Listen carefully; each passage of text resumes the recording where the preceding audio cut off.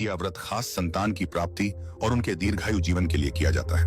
मान्यता है कि इस व्रत के पालन से संतान तेजस्वी और मेधावी बनती है। शास्त्रों के अनुसार जो महिला जितिया का व्रत करती है उसकी संतान की रक्षा स्वयं भगवान श्री कृष्ण करते हैं। इसे जीवित पुत्री का व्रत भी कहा जाता है।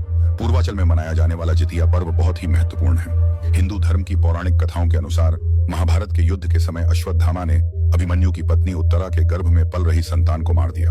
तब भगवान श्री कृष्ण ने अपनी शक्तियों से उस संतान को जीवित किया। जन्म के बाद इसका नाम जीवित पुत्री रखा गया। तभी से यह व्रत संतान की रक्षा और दीर्घायु के लिए रखा जाता है। जितिया व्रत प्रत्येक वर्ष अश्विनी माह के कृष्ण पक्ष की अष्टमी तिथि को रखा जाता है। इस दिन पितृपक्ष की अष्टमी का श्राद्ध भी किया जाता है।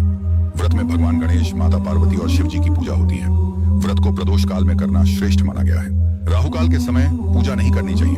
पूरे श्रद्धा भाव से कथा सुने बिना व्रत पूर्ण नहीं माना जाता। अब हम सुनते हैं भगवान गणेश जी की कथा। एक बार गणेश जी एक सेठ के खेत से गुजर रहे थे। उन्होंने वहां से 12 दाने अनाज तोड़ लिए। बाद में उन्हें पछतावा हुआ और उन्होंने निर्णय लिया कि वे सेठ के घर जाकर 12 साल नौकरी करेंगे। बालक का रूप धारण करके गणेश जी सेठ के घर पहुंचे और काम पर रख लिए गए।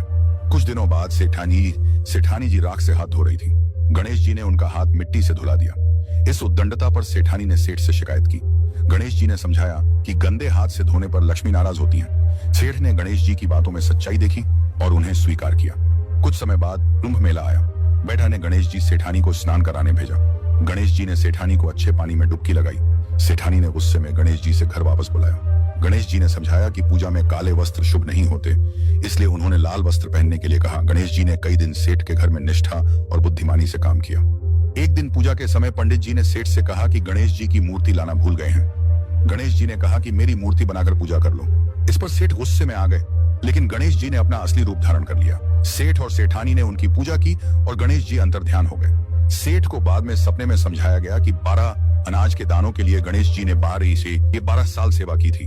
उनकी कृपा से सेठ और सेठानी पुत्र और धनवान बने। मित्रों, अब हम जितिया व्रत की दूसरी कथा सुनते हैं। एक समय की बात है, सेमर के पेड़ पर एक चील रहती थी और पास की झाड़ी में एक सियारिन। कुछ ही समय में दोनों में गहरी दोस्ती हो गई। दोनों आपस में खूब बातें करते और जो कुछ भी खाने को मिलता उसमें से कुछ हिस्सा एक दूसरे को अवश्य देती। चील और सियारिन एक दूसरे का ख्याल रखते और आनंद पूर्वक जीवन व्यतीत कर रहे थे। एक दिन पास के गांव में महिलाएं जितिया व्रत की पूजा की तैयारी कर रही थी।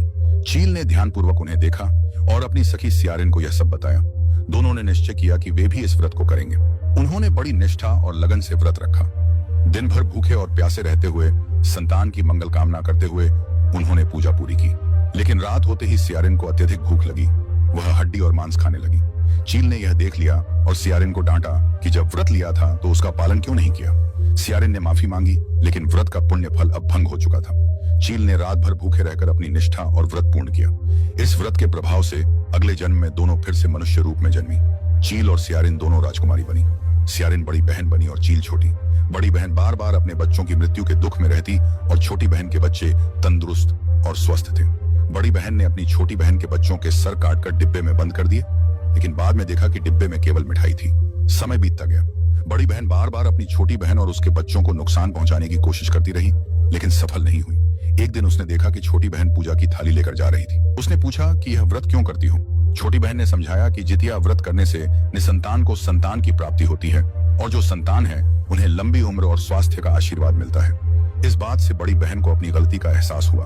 वह अपनी छोटी बहन से माफी मांगने लगी। छोटी बहन ने उसे माफ कर दिया और साथ में व्रत की पूजा में ले गई। इस व्रत के प्रभाव से बड़ी बहन ने 9वें महीने में सुंदर पुत्र को जन्म दिया।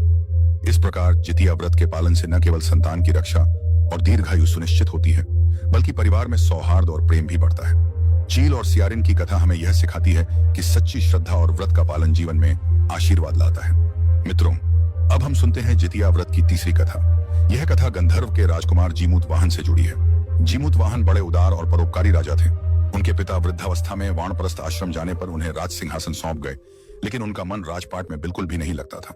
उन्होंने अपना राज्य अपने भाइयों को सौंपकर स्वयं वन में अपने पिता की सेवा करने चले गए। एक दिन वन में घूमते हुए उनकी मुलाकात मल्लव नामक राजकन्या से हुई और दोनों के बीच प्रेम हो गया। एक दिन जब दोनों वन में अकेले थे, जीमूत वाहन थोड़ी आगे निकल गए। तभी उन्होंने एक वृद्ध महिला को विलाप करते हुए देखा। जीमूत वाहन उसके पास गए और पूछा कि वह क्यों रो रही है।